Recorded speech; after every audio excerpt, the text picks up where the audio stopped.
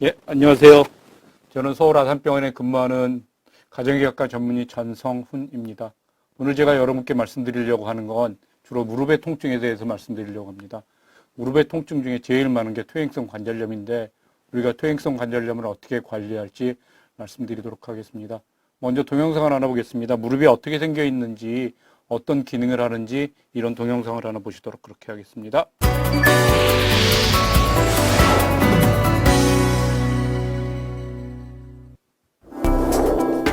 무릎은 일상생활에서 많이 사용하는 관절 중에 하나로 앉고, 서고, 걷고, 뛸 때 매우 중요한 역할을 합니다.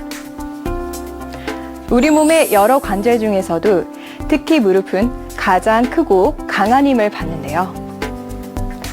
평지를 걸을 때에도 무려 체중의 5배나 되는 힘을 받는다고 합니다.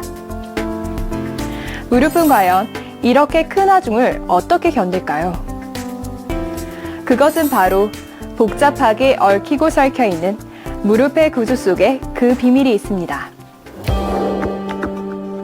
무릎은 가장 앞쪽에 슬개골이라고 하는 작은 방패 모양의 무릎뼈와 대퇴골이라고 불리는 굵은 허벅지뼈, 그리고 경골이라고 하는 종아리뼈로 이루어져 있습니다. 특히 슬개골은 무릎을 보호하면서 허벅지 근육을 종아리뼈로 이어주는 역할을 합니다. 이 슬개골을 기준으로 위쪽에는 대퇴사두근 인대가, 아래쪽으로는 슬개건이 붙어 있습니다. 무릎의 다른 뼈들은 측부인대와 십자인대로 고정되는데요. 측부인대는 말 그대로 무릎 양쪽의 측면에서 무릎이 좌우로 움직이지 않도록 꽉 잡아주는 역할을 합니다. 무릎 관절 속에 있는 십자인대는 앞쪽의 전방 십자인대와 뒤쪽의 후방 십자인대가 X자 형태로 교차하고 있습니다. 전방 십자인대는 허벅지뼈가 앞으로 나가지 못하게 하고 후방 십자인대는 종아리뼈가 뒤로 빠지는 것을 막아줍니다. 이처럼 무릎의 인대는 매우 정교하게 얽혀 있어서 어느 한 인대가 조금이라도 다치면 다른 인대들이 그 역할을 분담해 무릎이 힘있게 안정적으로 움직일 수 있도록 해줍니다. 이외에도 무릎 관절의 손상을 막기 위한 특별한 구조가 관절 속에 숨어 있는데요. 바로 연골과 활액입니다. 연골은 무릎의 허벅지뼈와 종아리뼈 사이에 있는 반달 모양의 물렁뼈로서 무릎 관절이 서로 부딪혀 상하지 않도록 충격을 완화해주는 쿠션과 같은 역할을 합니다. 또 활액은 관절 속에 있는 액체 성분으로서 관절에 영양을 공급하고 무릎뼈들이 움직일 때 마찰을 줄여줍니다. 무릎에 생기는 대표적인 건강 문제로는 관절염, 인대 파열 등이 있습니다. 더욱이 최근 노령 인구와 레저 스포츠를 즐기는 사람들이 증가하면서 무릎 건강에도 적신호가 함께 켜졌습니다. 무릎 질환의 대표적인 관절염의 종류로는 퇴행성 관절염, 류마티스 관절염 등이 있습니다. 무릎 관절염에는 통증이 동반되는데 가벼운 운동을 병행하는 것이 좋으며 발병 원인에 따라 적절한 조치가 필요합니다. 연골이나 인대 손상은 무리한 운동을 하고 난 후나 혹은 외상으로 인해 발생하는 경우가 많습니다. 이러한 경우엔 약물 치료와 함께 보조기 착용이나 수술 등이 필요할 수 있습니다. 무릎 관절은 무릎 주변의 인대와 근육들에 의해 유지됩니다. 따라서 일상생활 중에 무심코 무릎을 꿇는다든지 책상 다리, 쪼그려 앉기 등 무릎 관절을 과하게 굽히거나 펴는 자세는 되도록 피하는 것이 좋겠습니다. 그리고 과체중은 무릎에 큰 부담을 주므로 평소 체중 관리를 하는 것이 도움이 되며 근력 강화 운동을 꾸준히 한다면 무릎 기능을 향상시킬 수 있습니다.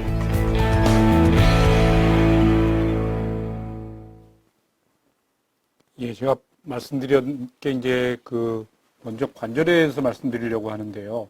관절이라고 하는 건 뼈 두 개가 이렇게 만나서 연결시키고 움직여주는 역할을 하는 건데 그 중간에 연골이 있고 그다음에 그 관절광 내에 활액이 있어서 움직여지는데 문제가 없도록 하는 기능을 말합니다. 여기 보시는 것처럼 퇴행성 관절염의 구분이라고 하는 슬라이드를 보시면 1단계, 2단계, 3단계로 나눌 수 있는데 1단계라고 하는 건 거의 문제가 없으세요. 여기서 이렇게 그 까맣게 보이는 거 아래 위로 뼈도 크게 문제가 없어 보이는 것처럼 엑스레이로 찍었을 때도 거의 변화가 없고 뼈 사이에 있는 간격이 얼마나 맞아서 좁아져 있나 이걸 의사들이 판단하고요. 그 좁아져 있는 걸 가지고 연골이 없어졌구나 그렇게 판단합니다. 대개 1단계에서는 그 특유의 통증이 심하지 않으니까 힘든 일을 했거나 운동을 많이 했거나 이럴 때 주로 통증이 오시니까 2단계에서는 주로 아프면 쉬고 파스 붙이고 이러면서 버틸 수 있으세요. 그리고 이런 단계가 조금 지나가면 2단계로 넘어가면 계단을 내려가거나 특히 올라가거나 내려갈 때 통증이 많이 심해서 아주 심한 경우에는 여기에서는 진통제를 드셔야 되는 경우도 있어요. 그 다음에 그래서 3단계로 넘어가게 되면 3단계에서는 지금 보이신 것처럼 그림에서는 아래 위 뼈가 빨갛게 보이는 걸로 표시가 되어 있는데 실제로 엑스레이에서 볼 때는 아래의 뼈가 하얗게 나오고 그 다음에 뼈하고 뼈의 간격 사이가 거의 없어져서 두 뼈가 붙는 걸로 되어 있어요. 저 정도 돼서 보면 그냥 통증으로는 해결되지 않으니까 수술을 한다거나 어떤 다른 방법을 취하게 됩니다. 그럼 어떤 사람들한테 이렇게 1단계, 2단계, 3단계로 진행되는 경우가 많이 있냐면 제일 중요한 거는 체중이 많이 나가는 게 제일 중요합니다. 그래서 체중을 줄이는 게 중요한데 체중을 줄인다고 하는 건 젊어서부터 해야 되기 때문에 그게 안 될 수도 있어요. 어쨌든 체중 줄이는 게 무게를 그 무릎에서 견뎌야 되기 때문에 그게 가장 중요한 원인이 되실 수 있고요. 여자분들한테 조금 많은 걸로 알 수 있습니다. 우리가 환자분들 사진을 보면서 하나씩 말씀드리도록 하겠습니다. 먼저 74세 여자분이 저희 병원에 오셨어요. 5년 전부터 조금씩 불편하고 현재는 계단을 올라갈 때 내려갈 때만 살짝 통증이 있어서 특별히 먹는 약은 없고요. 먹는 약은 고혈압약만 복용하고 계시고요. 이분이 저한테 궁금해 하셨던 건 퇴행성 관절염을 어떻게 하면 예방할 수 있느냐, 완치가 가능하냐, 약물 치료는 어떻게 하나 이렇게 물어보셨어요. 여기 엑스레이 보시면 밑에 조그맣게 영어로 R이라고 표시가 되어 있는데 이게 오른쪽이라는 표시여서 의사들이 저 R 표시를 보고 이쪽에 있는 편이 오른쪽 무릎이구나 왼쪽 무릎이구나 이렇게 표현할 수 있어요. 이게 보시면 위에 대퇴골하고 경골하고 사이가 까맣게 보이는 게 사이가 유지가 되고 있는 것을 볼 수 있고요. 그 중간에 조금 하얗게 보이는 게 보이기도 하는 것처럼 하기도 하고 안 보이는 것처럼 보이기도 하는데 그게 약간 그 염증이 있는 걸 의미하는 거예요. 그래서 이분은 엑스레이 상에는 거의 문제가 없는 분이세요. 74세 여자분이 지금까지 특별히 불편한 점이 없으시고 약까지 안 먹으실 정도면 이분은 굉장히 건강한 무릎을 가지고 계신 건데 이분이 이렇게 크게 문제가 없을 수 있었던 그 비결은 뭐냐면 이분은 첫 번째로 체중이 별로 안 나가세요. 키가 160cm이고 몸무게가 60kg 정도뿐이 안 나가는 아주 날씬한 몸매를 가지신 분이고 74세임에도 불구하고 체중이 적게 나가시고요. 그 다음에 두 번째로는 꾸준하게 운동을 하셨어요. 젊어서부터 에어로빅, 걷기, 근육 운동 이런 꾸준히 하셔서 근육의 힘이 많이 유지하고 계셔서 이분은 거의 통증이 없으신 거예요. 그래서 퇴행성 관절염의 예방법이 뭐냐? 꾸준하게 운동하고 체중을 줄일 수 있으면 체중을 줄이셨으면 좋겠습니다가 제가 드리고 싶은 말씀이고요. 두 번째로 완치가 가능하냐? 완치가 가능한 거는 퇴행성이라고 말이 의미하는 것처럼 나이가 들면서 통증이 생기고 나이가 들면서 관절염이 진행하는 거기 때문에 나이가 진행되는 건 막을 수가 없어서 완치가 가능하다는 말씀은 드리기 어려워요. 예방하는 게 최선이고 그 다음에 통증이 좀 있으면 먹는 약으로 조절하고 가능하면 수술을 피할 수 있도록 노력하는 정도가 가능하다고 봅니다. 그 다음에 약물 치료는 어떻게 하냐? 현재 쓰는 약물 치료는 진통을 가라앉히는, 그러니까 통증을 가라앉히는 효과만 인정하는 그런 약물들이 나와 있고 지금 퇴행성 관절염이라고 하는 거는 우리가 앞에 그 동영상에서 봤듯이 무릎에 아주 인대, 근육 여러 가지가 있는데 그 중에서 연골의 병이거든요. 그래서 연골을 다시 살아나게 한다고 여러 가지 약물들이 선전도 하고 그 TV에서도 많이 팔고 하지만 지금 연골을 되살릴 수 있는 그런 치료법은 없는 걸로 알려져 있기 때문에 병원에서 많이 주는 대부분의 약물들은 통증을 가라앉히는 효과만 있는 걸로 알려져 있습니다. 그래서 약물 치료는 지금 진통제 효과만 있는 거니까 완치는 가능하지 않다는 걸 알아주시면 좋겠어요. 그래서 지금 74세 여자분처럼 꾸준하게 운동하시고 그다음에 체중 늘리지 않도록 그렇게 노력해 주시면 좋겠습니다. 다음 환자 사진 보겠습니다. 이분은 69세 여자분이세요. 10년 전부터 무릎에 통증이 생기고 5년 전부터는 좌측 통증이 심해졌어요. 엑스레이에서 보시면 그 좌측에 있는 쪽이 내측에 약간 그 뼈하고 뼈 사이가 조금 더 좁아져 있고 아래 위로 하얗게 있는 게 보이는 거예요. 그래서 좌측에서 관절염이 생기면서 물을 빼기도 하고요. 그 다음에 어떨 때는 연골주사를 맞기도 하고 진통제를 복용하기도 하셨어요. 이분이 궁금한 건 연골주사는 부작용이 없느냐, 글루코사민을 많이 먹으라고 하는데 글루코사민의 효과는 어떻게 되는지 물어보셨어요. 연골주사는 지금 아까 보였던 대로 그 뼈하고 뼈 사이에 있는 관절강내에 있는 활액이라고 하는 거거든요. 그래서 이거는 주사를 하게 되면 그 윤활체처럼 작용해서 염증을 가라앉히고 맨 처음에 주사를 맞을 때는 이 진통 효과가 상당히 오래 가는 것 같아요. 제일 처음에는 오래 가면 2년, 그 다음에 1년 조금씩 줄어들어서 이게 조금 퇴행성 관절염이 진행되면 효과가 좀 떨어지는 것 같이 보이고요. 그래서 연골주사는 크게 부작용이 없기 때문에 연골주사를 맞는 거는 관계없고요. 효과가 아주 좋은 걸로 알려져 있습니다. 글루코사민은 선전하기는 연골의 구성 성분이어서 글루코사민을 많이 먹으면 그 연골이 자란다고 선전을 하긴 하지만 의사들이 인정하는 지금 효과는 통증을 가라앉히는 효과만 인정하고 있습니다. 그래서 이게 글루코사민이 지금 보험이 되는 약은 아니니까 사서 드시는 거는 크게 문제는 없을 것 같습니다. 그래서 글루코사민은 부작용이 좀 적은 약이니까 원하시는 분은 효과가 있으신 분 드시면 좋을 것 같습니다. 이번에는 84 여자분입니다. 이분이 제가 제일 안타까웠던 분인데요. 이분은 지금 70세부터 무릎의 통증이 심하고 여기서 보면 왼쪽이 거의 아래에 무릎이 붙어서 간격이 없어지고 거의 하얗게 보이는 걸 볼 수 있고요. 그래서 이분은 오른쪽도 통증이 굉장히 심하신 분이셨어요. 그래서 75세 때 양측 모두 수술을 하자고 정형외과에서 권유받았는데 이분은 겁난다고 수술을 안 하고 지금까지 버티셨어요. BMI 30이라고 하는 건데 이분은 지금 160cm에 체중이 70kg가 넘어가시는 분이세요. 그 다음에 당뇨약, 고혈압약, 아스피린을 복용하고 계시고요. 이분이 저한테 물어본 건 뭐냐면 내가 지금이라도 수술을 받을 수 있을까? 진통제를 먹어야 하나 이게 걱정이 되셨어요. 먼저 지금 의사들이 수술을 할 수 있다고 생각하는 나이는 되게 문제가 없을 때 80세 정도예요. 80세가 넘어가면 첫 번째로는 무릎을 관절 수술을 했을 때 앞으로도 사용할 수 있는 기간이 15년 정도, 10년, 15년뿐이 안 되니까 그 정도라면 우리가 남아있는 여명하고 비슷하니까 좀 견뎌봤으면 좋겠고 그래서 만약에 무릎 수술을 한다면 크게 딴 문제가 없다면 나이만 놓고 본다면 평생 한 번 할 수 있는 수술입니다. 그래서 나이만 놓고 본다면 70대에 수술을 하셔서 돌아가실 때까지 문제없이 사용하는 게 제일 좋겠고요. 그 다음에 무릎 수술을 조금 일찍 하는 경우에는 나중에 통증이 왔을 때 할 수 있는 방법이 없으니까 만약에 60대에 수술을 해야 되는 상황이 발생한다면 아까 말씀드렸던 대로 통증이 아주 심하거나 뭐 외상이 있거나 교통사고를 당했거나 이런 경우에는 60대에 수술을 할 수도 있는데 그런 경우에는 딴 의사 선생님께 한번 여쭤봤으면 좋겠고요. 그 다음에 이분 같은 경우에는 당뇨약, 고혈압약, 그 다음에 아스피린까지 복용하고 있으니까 내과적인 문제가 상당히 많으세요. 당뇨 같은 경우에는 나중에 뭐 상처가 잘 아문다거나 이런 내과적인 문제가 있기 때문에 수술을 하자고 하는 의사가 별로 없을 거예요. 나이가 80세이시기 때문에. 그래서 80세가 되기 전에 75세 때 수술을 하자고 했을 때 수술을 하는 게 좋지 않겠나 그렇게 말씀드릴 수 있습니다.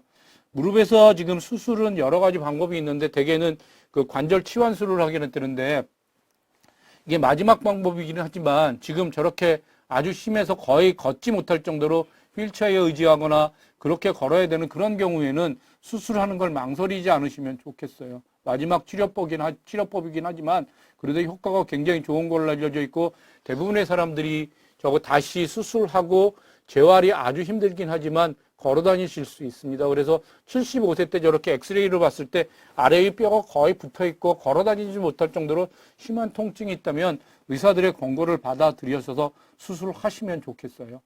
그 다음에 이제 진통제를 계속 먹어도 되나 이분은 지금 고혈압, 당뇨약, 아스피린을 먹고 있으니까 의사들 입장에서는 진통제를 줄 때 이 사람은 지금 통증이 너무 심하니까 진통제를 끊을 수 없는 상황이거든요. 그래서 아스피린이 그 진통제 성분의 그 약이거든요. 그래서 아스피린하고 진통제하고 같이 먹게 됐을 때 부작용이 상당히 증가되는 경우가 있었어요. 그래서 우리가 진통제를 많이 줄 때 제일 먼저 생각하는 부작용이 뭐냐면 위장 출혈입니다. 그래서 위에서 출혈이 되거나 그런 경우에는 진통제를 먹기가 어려워서 위장 보호제를 같이 처방하거나 이렇게 되는데 아스피린하고 같이 먹게 되면 그런 일이 생길 수 있어서 그런 문제가 생기지 않는지 그런 걸 잘 알아주시면 좋겠고요. 그 다음에 진통제 종류가 여러 가지 있으니까 진통제도 각각의 부작용이 따로따로 있어요. 첫 번째로 위에 좋은 약고 위에 통증이 없는 그런 약을 쓰게 되면 심장에 안 좋은 영향을 미치는 그런 진통제가 있으니까 그럴 때는 심장에 문제가 없는지 확인해 봐야 될 것 같고요. 그 다음에 진통제를 많이 쓰게 되면 콩팥이나 이렇게 문제가 생길 수 있어서 진통제를 많이 쓰면서는 이런 내과적인 문제가 생기지 않는지 잘 확인하면서 보실 수 있도록 그렇게 해주시면 좋겠어요. 그래서 지금 이불 엑스레이를 보면서 말씀드리고 싶은 건 뭐냐 하면 아주 통증이 심해서 엑스레이에서 수술을 해야 한다면 수술하는 거를 망설이지 말고 하실 수 있으면 좋겠습니다. 그렇게 하시면 못 걷는 사태를 예방할 수 있을 것 같고요. 그 다음에 진통제를 드셔야 되는 경우에는 여러 가지를 생각하면서 의사하고 상의하면서 진통제가 가지고 있는 부작용이 여러 가지가 있으니까 문제가 없는지 잘 상의하면서 드시도록 그렇게 진행해 주시면 좋겠습니다. 다음 환자분은 83세 여자 환자분인데 20년 전에 통증으로 좌측 무릎 수술을 받았어요. 저기 하얗게 보이는 게 관절 수술을 해서 그 인공관절이 들어가 있는 겁니다. 10년 동안은 되게 문제 없이 지내셨어요. 3년 전부터는 양쪽 무릎이 통증이 심하고 지금 수술 안 받는 오른쪽 무릎 통증도 심해지셨어요. 그 다음에 수술을 다시 할 수 있을까? 수술 다시 할 수 없을 겁니다. 왜냐하면 지금 오른쪽도 약간 바깥쪽으로 이렇게 하는 게 보이는데 그래서 아주 관절염이 심하게 보이는 걸 볼 수 있는데 이런 경우에는 지금 연세가 많이 드셨기 때문에 수술하는 게 큰 의미가 없어요. 그 다음에 지금 수술받은 왼쪽 무릎도 아프다고 하시는데 지금 엑스레이로 봐선 크게 문제가 없어 보이시는 거거든요. 그래서 지금으로서는 통증을 가라앉힌 진통제를 드시면서 지내실 수밖에 없어요. 그래서 아까 말씀드렸던 그 수술하는 시기를 잘 결정해서 하시도록 그렇게 해주시면 좋겠습니다. 그래서 퇴행성 관절염이라고 하는 게 굉장히 진행할 수밖에 없다는 걸 그렇게 잘 알아주시면 좋겠습니다. 그래서 그럼 퇴행성 관절염을 주로 어떻게 예방해야 되느냐? 아까 그 무릎을 둘러싸고 있는 것 중에서 근육이 둘러싸고 있다고 했어요. 그래서 무릎이 약해지지 않으면 통증도 줄어들 수 있고 무릎이 약해지지 않으면 마음대로 걷는데 크게 문제가 없으세요. 그래서 우리가 운동요법이라고 하는 건 주로 무릎을 강화시켜 주는 운동을 하는 거고 무릎을 강화시켜 주는 운동을 쉽게 말씀드리면 허벅지가 얇아지지 않도록 허벅지가 두꺼운 상태로 허벅지 근육이 줄지 않도록 그렇게 유지하시는 거예요. 아까 말씀드린 앞에 쪽에 이렇게 대퇴골 앞에 쪽에 사두박근이라는 게 쓸개골에서 붙는데 그게 줄어들지 않도록 열심히 운동을 하셨으면 좋겠고요. 주로 앉았다 일어났다 하거나 아니면 누워서 다리를 쭉 펴면서 이렇게 발을 올린다거나 하는 이런 식의 운동을 우리가 수술했을 때 많이 시키는데 그런 운동을 열심히 하시면 좋겠어요. 그래서 그게 관절염으로 근육이 없어지고 근육이 없어지면 또 통증이 증가됩니다. 그래서 그런 근육 운동을 많이 하실 수 있도록 노력해 주시면 좋겠어요. 그러면 수술하지 않는 방법으로는 어떤 게 있냐면 첫 번째로는 치료의 목표는 뭐냐면 통증을 없애고 그다음에 관절의 기능이라고 하는 건 뭐냐면 관절이 움직이고 그다음에 변형되지 않고 걸어 다닐 수 있도록 하는 게 비수술적 치료의 목표입니다. 물리치료는 여러 가지 방법이 있을 수 있는데 주로 찜질을 많이 하게 되는데 되게 온찜질을 많이 하게 됩니다.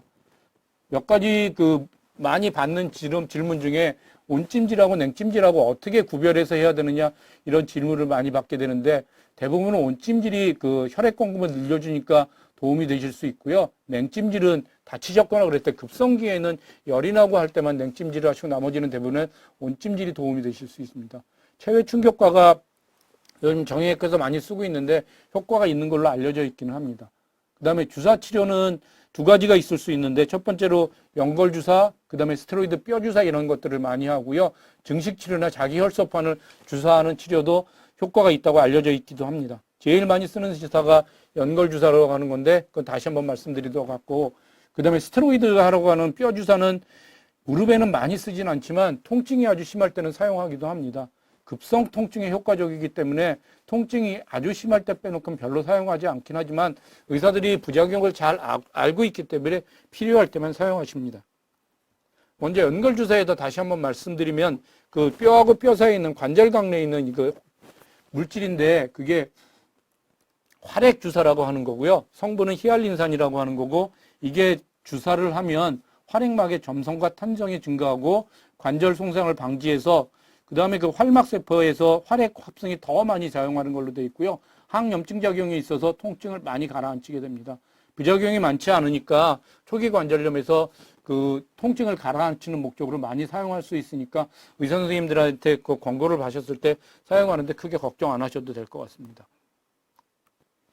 그 다음에 관절 수술을 고려해야 되는 경우가 언제냐면 통증이 해결되지 않을 때, 무릎이 심하게 변형이 왔을 때, 걷지 못하게 됐을 때, 그 다음에 퇴행성이 변화가 심하게 왔을 때 주로 이렇게 하게 되는데요. 수술은 관절 내시경, 그 다음에 경골 절골술, 인공관절 대체술로 볼 수 있는데 관절 내시경은 관절 내에 내시경이 들어가서 관절 안에 있는 것들을 뭐 청소를 한다거나 아니면 반월상 연골을 이렇게 잘라낸다거나 상한 반월상 연골을 잘라낸다거나 이런 수술을 하실 수 있는데 거기에도 적응증이 되실 땐 상당히 좋은 효과를 보실 수 있고요. 무릎 절골술은 지금 보면 오른쪽 무릎이 이렇게 휜 걸, 내반스를 이렇게 안쪽으로 이렇게 휜 걸 볼 수 있는데 그걸 이렇게 휜 거를 이렇게 휜 거 일자로 이렇게 옆에 있는 것처럼 맞춰주면 통증이 상당히 가라앉으시거든요. 그럼 통증을 가라앉는 방법은 뭐냐면 옆에 보이는 것처럼 이쪽에 하고 여기 뼈 이식하고 그다음에 관절을 그 연골을 이식해주면 그 옆에 있는 것처럼 일자로 맞춰줄 수 있으세요. 이렇게 됐을 때 통증이 많이 가라앉히는데 주로 젊은 사람들한테 많이 사용합니다. 연세가 드신 어르신들보다는 50대 아니면 운동선수들 같은 젊은 사람들한테 많이 사용하고요. 그 다음에 어르신들한테 많이 사용하는 무릎 관절 치환술이라는 걸 모식적으로 이렇게 나타낸 그림인데요. 지금 이쪽에 있는 그 오른쪽에 있는 걸 먼저 보면 그 수술 방법을 말씀드리면 오른쪽 위에 쪽에서 이렇게 보시면요. 이건 대퇴골 쪽이고 밑에는 경골 쪽인데 대퇴골을 제거하고 그 위에 이렇게 제거하는 거예요. 이렇게 지금 연골을 제거하고 그 다음에 다시 금속으로 된 그 관절을 다시 이렇게 고정시키는 수술을 하는 거고요. 경골 쪽에는 이걸 먼저 이렇게 연골을 제거하고 그 다음에 거기에다 인공관절을 넣어서 이렇게 아래로 맞춰 주는 수술을 하게 되고요. 이거를 수술을 하게 되면 이런 식으로 아래 위에 경골, 대퇴골에 있는 관절로 대체하는 수술을 할 수 있습니다. 이게 어려운 점이 뭐냐면 흔히 수술하시고 난 사람들이 무릎을 꺾는다고 하는 그 재활 치료를 굉장히 어려워하시긴 하세요. 그렇지만 그걸 견디시면 걸으실 수 있으니까 열심히 노력하시고 필요한 경우엔 꼭 망설이지 마시고 의사들 그 권고에 따라 주시면 좋겠어요. 그 다음에 이제 곁들여서 말씀드리려고 하는 게 뭐냐면 골다공증에 대해서 말씀드리려고 하고요. 골다공증은 뼈가 약해져서 이렇게 앞으로 굽어지는 뼈가 저기서 보면 밑에서부터 봤을 때 두 번째, 세 번째 저희 비에 가면 요추 1, 2번에 그 압박골절이 있는 그런 모식적인 글입니다. 골다공증 검사는 이와 같은 기계에 들어가서 누워 있으면 대퇴골하고 그 다음에 대퇴골하고 허리 쪽에서 검사를 해서 나올 수 있고요. 이렇게 보면 허리 쪽하고 대퇴골에서 여기 잘 안 보이긴 하지만 T스코어라고 하는 걸 내서 그 점수를 따져서 점수가 얼마나 되는지 보고 그걸 가지고 골다공증인지 아니면 아닌지를 판단할 수 있고요. 치료는 주로 칼슘, 비타민 D 같은 거를 많이 사용하고요. 골 형성 촉진제라고 하는 거는 하루짜리, 일주일짜리, 뭐 보름짜리, 6개월짜리가 있는데 감기 같은 증상을 부작용으로 나오기도 하고요. 여성 호르몬을 사용하기도 합니다. 먼저 칼슘을 보면 칼슘이 풍부한 음식을 통한 섭취를 권장하고 그게 만약에 부족한 경우에는 칼슘 보충제를 사용하라고 말씀드릴 수 있고요. 50세 이하에서는 100mg 정도, 1000mg 정도, 50세 이하 넘어가서는 1200mg 정도 사용하시도록 그렇게 권유하고요. 탄산칼슘 유산의 존재에 식후에 복용해야 되고 그다음에 몇 가지 부작용이 신결석이나 심혈관 질환의 위험성 같은 게 있어서 1회에 500ml 이하로 분복하시는 게 좋으실 것 같으세요. 약물치료 지침은 지금 T스코어라고 하는 게 마이너스 2.5 이하가 됐을 때 골다공증이라고 진단하고 거기에 약물치료를 권유하는 거고요. 엑스레이에 보였을 때 대퇴골이나 척추에 골절이 있었을 때 약물치료를 권유합니다. 골감소증은 마이너스 2.5 이하가 아니라 마이너스 1.7 이하가 됐을 때 골감소증이라고 진단하고요. 과거에 골절이 있다거나 골절의 위험이 증가되는 2차선 골절에서는 약물 치료를 권유합니다.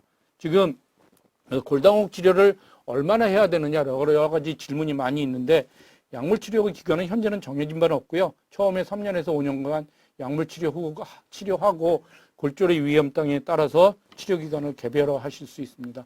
이번은 지금 골다공증 치료 환자분이신데요. 골다공증이 지금 1번 요추하고 3번 요추가 이렇게 주저앉아서 이렇게 구별진 걸 보실 수 있을 거예요.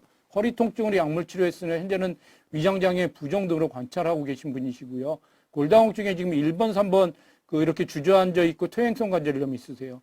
이분은 지금 언제 이렇게 주저앉았는지 의식하지 못하셨어요. 이거를 지금 급성으로 뭐 다쳤다거나 이렇게 했을 때는 수술하는 경우도 있고요. 그러니까 골 시멘트라고 해서 뼈를 강화시켜놓은 수술을 하기도 하고요. 이분 같은 경우에는 언제 통증이 왔는지 몰라서 꾸준하게 골다공증 치료하고 퇴행성 관절염 치료를 같이 하셔야 됩니다. 그래서 꾸준하게 운동하고 증상이 심한 경우에는 약물 치료를 계속 하시도록 그렇게 권유해 드립니다.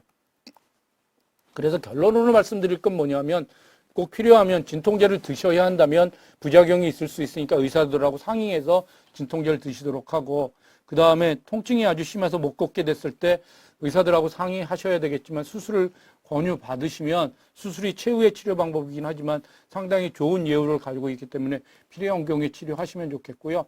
그렇지 않다고 한다면 그렇지 않고 통증이 심하지 않고 지금 나이가 얼마 되시지 않으신 분들은 첫 번째로 체중을 늘리지 마시고요. 그 다음에 관절염이 아주 심한 경우에는 수영을 했으면 좋겠고 그 다음에 평지 걷기를 제일 권해드릴 만합니다. 평지 걷기가 관절염하고 골다공증하고 모두 좋기 때문에 하루에 5,000보 이상을 10,000보를 목표로 해서 내게 5,000보 이상을 이렇게 걸으시도록 평지에 걸으신다면 무릎에도 증상이 안 올 거 부담이 안 가고 그 다음에 골다공증에도 좋으실 수 있으니까 그렇게 노력해 주시고요. 관절염이 아주 심한 경우에는 걸어 다니는 것 자체가 불편하실 수 있고 힘드실 수 있으니까 관절에 부담이 가지 않도록 수영을 열심히 하시도록 그렇게 권유하면 근육의 힘이 빠지지 않으니까 통증이 좀 줄어들 수 있습니다. 그 다음에 중중독 운동을 하셨으면 좋겠는데 터벅터벅 산책하는 정도가 아니라 조금 숨자는 정도로 일주일에 150분, 그 다음에 한 번에 10분 적어도 3일에 나누어서 운동하실 수 있도록 노력해 주시면 좋겠고요. 지금 여러 번 제가 강조해 드리지만 근육이 부족해지면 통증이 심해질 수 있고 그 다음에 관절염이 더 진행될 수도 있기 때문에 일주일에 2회 정도는 근육 운동하는 거를 멈추지 않을 수 있도록 그렇게 열심히 노력해 주시면 좋겠어요. 그래서 운동을 열심히 하셔서 통증이 있더라도 좀 견딜 수 있도록 그렇게 노력해 주시면 좋겠습니다. 지금까지 퇴행성 관절염에 대해서 말씀드렸는데요. 무릎에 나쁜 것들을 여러 가지 물어보세요. 지금 무릎에 나쁜 게 요약해서 말씀드리면 첫 번째로 체중 많이 나가는 건데 그건 어쩔 수 없잖아요. 지금 줄일 수는 없을 테고요. 지금 연세가 드신 어르신. 제일 나쁘다고 하는 건 무릎을 너무 꺾는 거예요.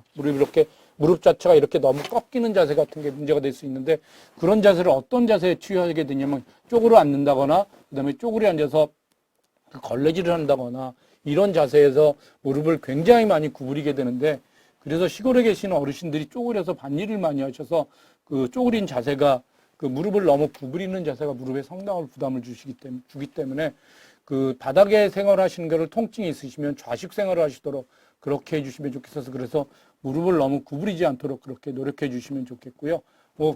그 다음에 뛰는 것도 좀 문제가 되기도 하는데 훈련되신 분들은 꾸준히 하셨던 분들은 문제가 없겠지만 그렇지 않으신 분들은 너무 무리하지 않으셨으면 좋겠고 통증이 오면 멈추도록 그렇게 노력해 주시면 좋겠습니다. 그래서 우리가 운동을 열심히 해서 무릎의 통증을 좀 조절할 수 있도록 그렇게 노력해 주시면 좋겠습니다. 오늘은 여기까지 말씀드리겠습니다. 경청해 주셔서 감사합니다.